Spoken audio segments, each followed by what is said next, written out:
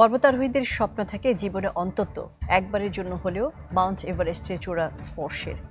অথচ একবার দুবার নয়, ৩০ বার বিশ্বের সর্বোচ্চ এই শৃঙ্গের অহংকার দুমড়ে মুচড়ে দিয়েছেন নেপালের এক পর্বতারোহী।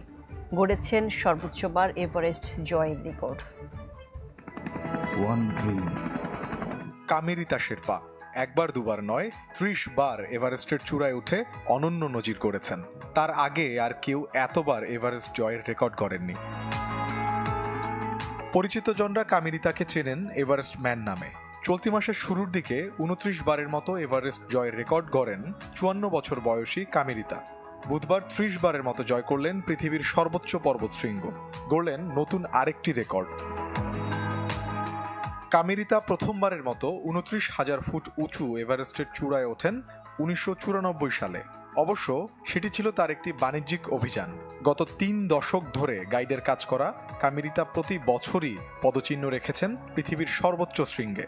মাউন্ট এভারেস্ট ছাড়াও ৮,০০০ মিটার উঁচু বিশ্বের দ্বিতীয় সর্বোচ্চ পর্বতশৃঙ্গ পাকিস্তানের কেটু জয় করেছেন এই পর্বতারোহী।